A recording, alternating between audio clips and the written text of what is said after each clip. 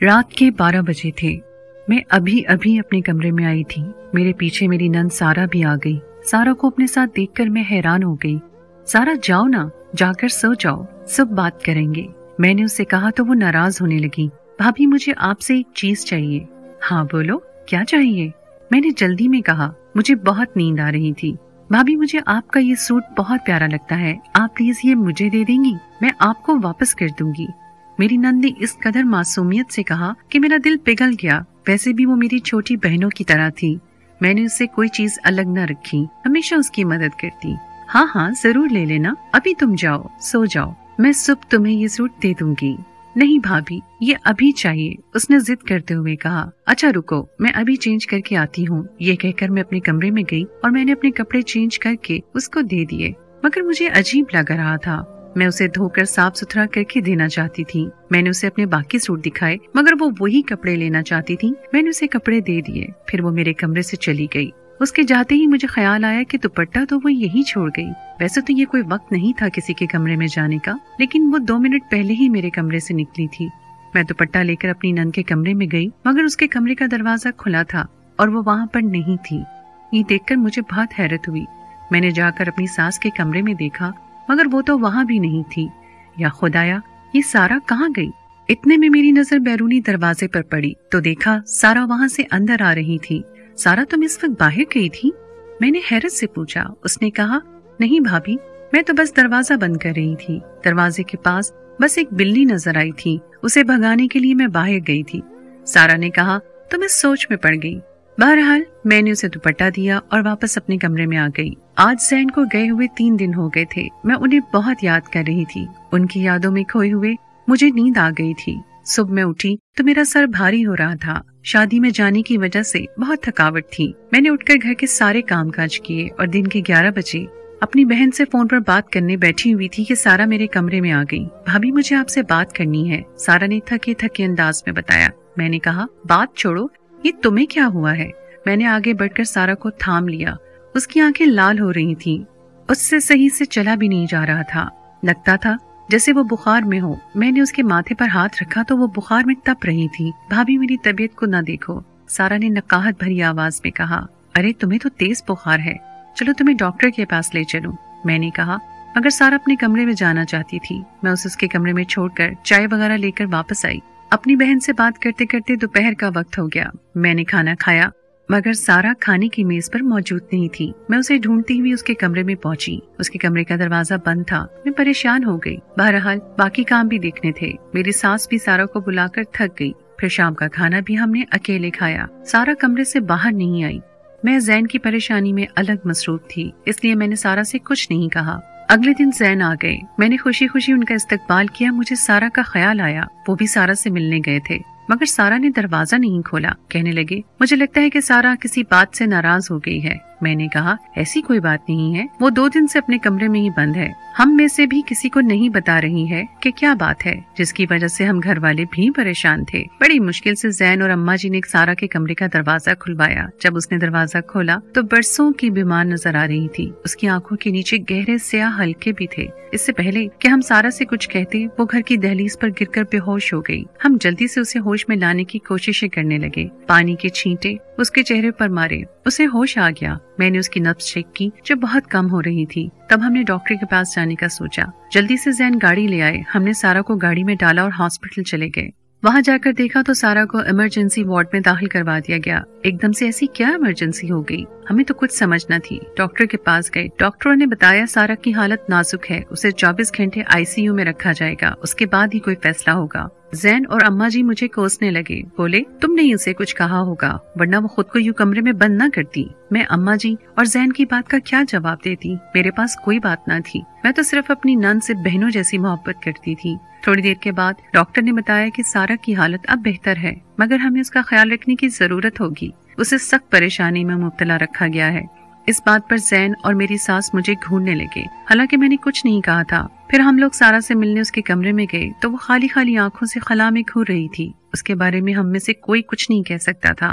Doctor ने सिर्फ इतना बताया कि सारा सांस घुटने की वजह से अचानक दिल का दौरा पड़ते पड़ते बची है, वरना अगर देर हो जाती तो वो मौत के मुंह में जा सकती थी। सारा के बारे में ये बात जानकर अम्मा जान को सख्त तशवीश हुई। ये बात समझ में नहीं आ रही थी। डॉक्टरों ने हमें बुलाकर इस बात की तलकीन भी की कि सारा को ताज़ा हवा में रखें। हम लोग सारा को लेकर गए तो वो कुछ खोई खोई सी थी। ऐसा लगता था जैसे उसे कोई गहरी परेशानी है। मेरे लाख पूछने पर भी उसने मुझे कुछ नहीं कहा। अलबत्ता वो बार बार अपने कमरे में जाने की जिद कर रही थी। मजबूर होकर हमने भी उसे उसके कमरे में जाकर लिटा दिया, मगर डॉक्टर ने कहा था कि सारा को कोई परेशानी नहीं देनी। किसी वजह से हम भी परेशान थे, क्योंकि सारा की बात ना मानते तो भी उसके लिए अच्छा नहीं था। सारा ने अपने कमरे में जाकर फिर से दरवाजा बंद कर लिया। काफी देर उसका दरवाजा बंद रहा। हमें दोबारा परेशानी होने लगी। उसका दरवाजा बजाया। उसने दरवाजा खोला तो उसकी सांस फूली हुई थी। वो परेशान लग रही थी और अब की बार भी ऐसा ही हुआ। वो धड़ाम से जाकर जमीन पर गिर पड़ी और दोबारा बेहोश हो गई।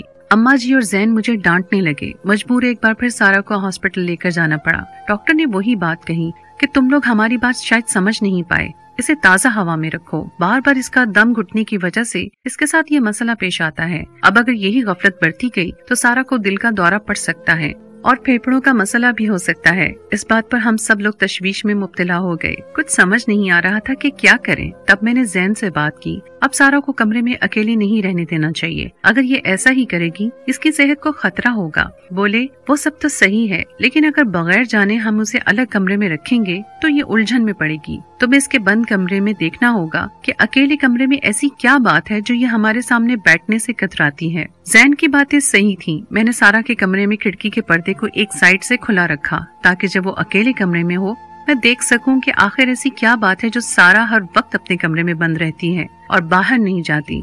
सारा रात का खाना खाकर अपने कमरे में चली गई। उसने दरवाजा बंद कर दिया। मैंने हस्बे मामूल खिड़की का पर्दा हटाकर रखा था। इस बात का शायद सारा को इल्म नहीं था। उसके कमरे में जाने के बाद मैंने दरवाजे के बाहर खड़े होकर अंदर झांकने की कोशिश की। सामने कमरे में नजर पड़ी तो देखकर मैं हैरान हो गई कि सारा ने अपने इर्द गिर्द बहुत सारी मोमबत्तियां जला रखी थीं और वो उनमें चुपचाप बैठी थी। सारा ने अपने बाल खोल रखे थे। उसका हुलिया अजीब सा था। उसने सर पर चादर भी नहीं ले रखी थी और मोमबत्तियां उसके इर्द गिर्द ही थीं। अब मुझे बात समझ में आ गई थी कि सारा का दम मोमबत्ती जलाने से घुटता है। मोमबत्ती से एक खास किस्म की गैस निकलती है जिसकी वजह से इंसान को सांस की बीमारियां होती हैं और अगर ज्यादा देर इंसान मोमबत्ती के सामने बैठा रहे तो उसकी सांस अटक सकती है। मैंने फौरन दरवाजा खटखटाना शुरू कर दिया। अब की बार सारा ने जल्दी जल्दी अपने बाल समेटकर मोमबत्तियां बुझाकर एक दराज में डाली और दरवाजा खोलकर गुस्से से बोली, क्या बात है? मुझे कोई और बहाना नहीं सूझा। सारा मेरी जान, वो मेरे कपड़े तो वापस कर दो जो तुमने 1-2 हफ्ते पहले लिए थे। मुझे कल जरूरी काम पे जाना है। वो कपड़े मुझे चाहिए हैं। अगर तुम मुझे दे दोगी तो मैं उन्हें धोकर सूखने पर डाल दूंगी। सब सूख जाएंगे तो मैं फंक्शन में चली जाऊंगी। मेरी बात पर सारा का गुस्सा ठंडा हो गया। हाँ भाभी, आपके वो कपड़े वो तो मैं भूल ही गई। आप ऐसा करें, मेरा कोई जोड़ा ले लें। मैं आपको अभी नहीं दे सकती। क्यों भाई? मुझे तो चाहिए। मैंने जोर दिया।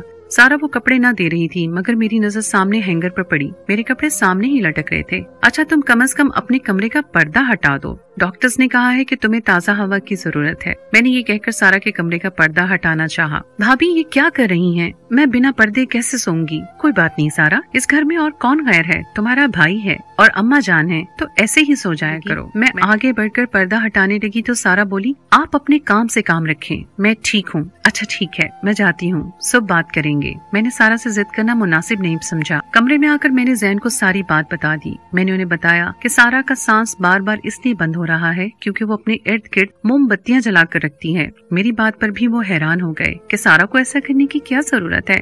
लाजमन कोई तो इस बात की वजह होगी। तुम मेरी बहन को जानती तो हो, मगर मैं इस बात पर यकीन नहीं कर पा रही थी कि सारा ये सब बिला वजह कर रही है।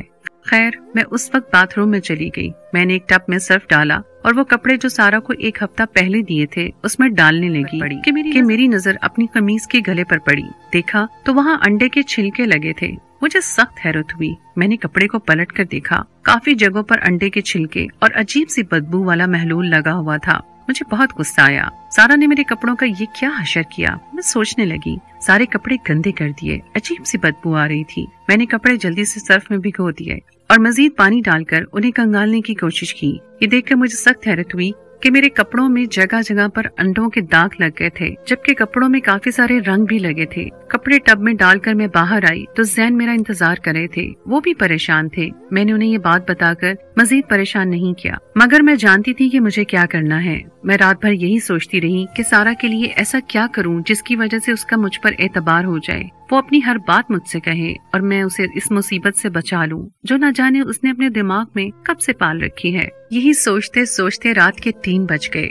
मैं काफी देर तक जागती रही। मुझे तकरीबन फजर के करीब नींद आने लगी। तब मैंने उठकर फजर की नमाज पढ़ी और फिर सो गई। अब तो मैंने सुबह लेट ही उठना था, मैं जानती थी, क्योंकि रात को काफी देर से नींद आई थी। मगर सुबह के तकरीबन 7 बजे मैंने अपने घर में सख्त शोर की आवाज सुनी। मेरी सास रो रही थी, जबकि मेरे शौहर भी ऊंची आवाज में बातें कर रहे थे। मैं फौरन उठी, बाहर गई तो देखा हमारे कुछ रिश्तेदार भी मौजूद थे, जबकि माँ जी का रो रो कर बुरा हाल था। अम्मा क्या हुआ है? मैं जल्दी से अपनी सास के पास पहुंची तो देखा कि सामने मेरी नंद सारा चारपाई पे पड़ी थी। उसके मुंह से खून आ रहा था और बाल बिखरे हुए थे। अम्मा जी, इसे क्या हुआ है? मैंने आगे बढ़कर अपनी नंद का सर गोद में लिया। जैन ने मुझे जल्दी जल्दी सारा को संभालने का कहा और खुद गाड़ी लेने चले गए। सारा बहुत बीमार थी, उसे खून की उल्टियां आ रही थी। जैन जल्दी से गाड़ी ले आए, हम सारा को हॉस्पिटल लेकर गए। हम तो उसे दवाएं भी वक्त पर देते थे, मगर खुदा जाने इस पर क्या गलत हुआ। सारा को इमरजेंसी पहुंचाया गया, मगर इमरजेंसी वालों ने आईसीयू में दाखिल कर लिया। सारा की हालत बहुत नाजुक थी। डॉक्टर्स ने हमें बताया कि सारा जिंदगी और मौत की कश्मकश में है, और सबसे मुश्किल बात ये थी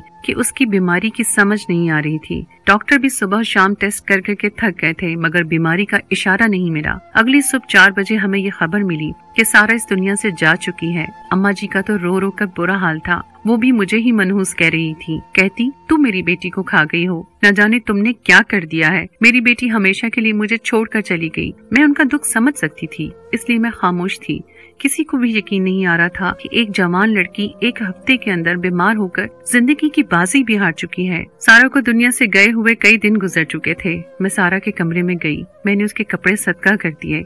अब सारा का कमरा तकरीबन खाली रह गया था। सिर्फ उसकी एक अलमारी थी जो उसके बेड के पास रखी थी। अलमारी पर हर वक्त एक मोटा सा ताला रहता था। सारा के जाने के बाद अगरचे उसकी जो अमानत रखना चाहिए था, लेकिन उसके बेड के पास पड़ी इन चीजों ने मुझे उस ताले को तोड़ने पर मजबूर कर दिया। मैं देखना चाहती थी कि उसकी अलमारी में ऐसा क्या रखा था और उन दिनों जब वो बीमार हुई थी उसकी क्या सरगर्मियां थीं। मैंने ताला तोड़ने की बहुत कोशिश की, मगर वो अलमारी के अंदर अच्छी तरह जुड़ा हुआ था, इसलिए मैं खोल नहीं पाई। मिस्त्री को बुलवाकर बड़ी मुश्किल से वो ताला तोड़ा गया। इस अलमारी के अंदर किताब और सफ़ात पड़े हुए थे। मैं एक एक करके वो किताबें देखने लगी तो मेरे होश उड़ गए। वो किताबें हकीमी नुस्खा से भरी पड़ी थी। दरअसल मेरी नंद बचपन से ही लंगड़ी पैदा हुई थी। उसकी एक टांग में नुक्स था, चलते हुए वो लंगड़ा कर चलती थी। इस बीमारी को खत्म करने की हमने बहुत कोशिश की, मगर डॉक्टरों ने जवाब दे दिया। खुदा जाने कब सारा हकीमों के चक्रों में पड़ गई। फिर वो ऐसी ऐसी चीजें करने लगी जिनका हकीकी दुनिया से कोई ताल्लुक नहीं था।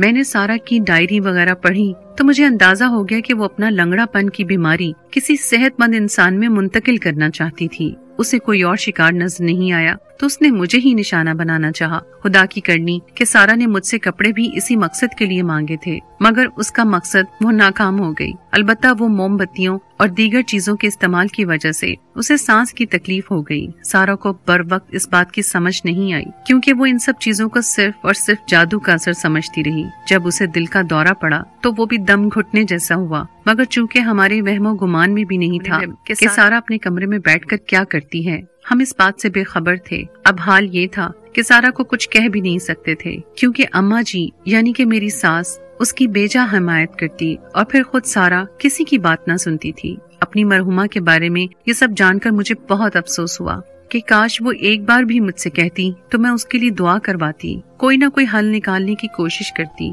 कि मेडिकल की दुनिया में हर चीज का इलाज मौजूद है।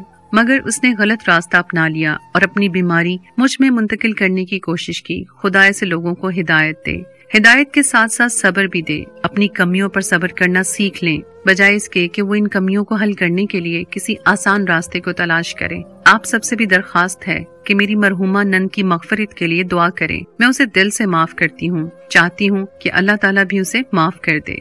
और अगर हमारी कहानी आपको अच्छी लगे तो अपनी राय का इजहार कमेंट सेक्शन में जरूर कीजिएगा। अल्लाह हाफिज।